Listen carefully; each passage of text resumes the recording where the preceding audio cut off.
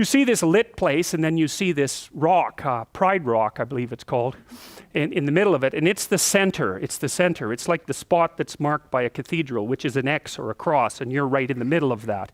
And so it's the center of the light. That's another way of thinking about it. Or it's the center of the territory, or it's the home, or it's the fire in the wilderness, or it's the tree in the center where you live. It's all of those things at once. It's inhabited territory with you at the center. And the rock represents tradition, because people tend to inscribe their traditions on rock, right? Or to build them into rock, like the pyramids. So you could think about that as a pyramid, as an Egyptian pyramid, and it's the right way to think about it.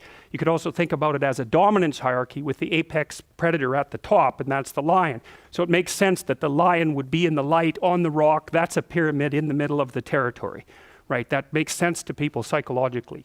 So, because that's what the state is. The state is a hierarchy with something at the top that occupies a space that has been illuminated and made safe by consciousness. That's what the state is, and that's all represented right away in this movie. And all the animals come to observe what's happening in the pyramid and at the top, because they need to know what happens at the top, partly to organize their world, that's the pyramid, but also to see how the organizational principle works.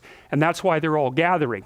And so they're gathering in the light in the morning to observe something new that's going to be born, that's of significant importance, and that's the birth of the hero. And this little bird here, Zazu, right? Zazu is like Horus, the Egyptian god, who was a falcon and an eye at the same time. And he is the king's eyes in this movie, right? He flies up above, outside of the pyramid, so he can see everything that goes on and reports to the king. And so partly what that indicates is that the thing that's at the top of the pyramid needs to be an eye. And that's partly why you see an eye on the top of the pyramid on the back of the American dollar bill. It's exactly the same idea. Or if you look at the Washington Monument, which is a pyramid at the top, you see that it's capped with aluminum. And you think, well, why aluminum? And the answer to that was it was the most expensive metal at that time. And so the notion is that at the top of the pyramid, there's something that actually doesn't belong in the pyramid. It's something that goes up above the pyramid and can see everything. And so you could think about it this way, is that you're going to be in a lot of pyramids in your life, dominance hierarchies and different states and families and all of that. And they'll arrange themselves into a hierarchy. And there'll be something at the top. And the top is the thing that can do well across hierarchies.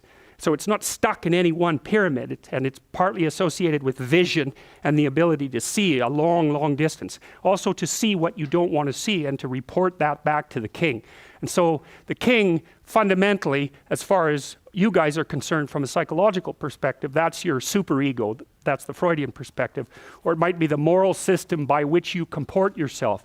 But your eyes are the thing that updates that, right? You need it to orient yourself in the world. You need it to orient yourself among other people. But your eye and your capacity to pay attention, especially to what you don't want to pay attention to, is the thing that continually updates that model, exactly as Piaget laid out with children. So, and all of that's packed into the imagery in the first, few minutes of this movie. And that's actually why it relies on imagery, why this isn't just a lecture by a psychologist, when you go to see the movie.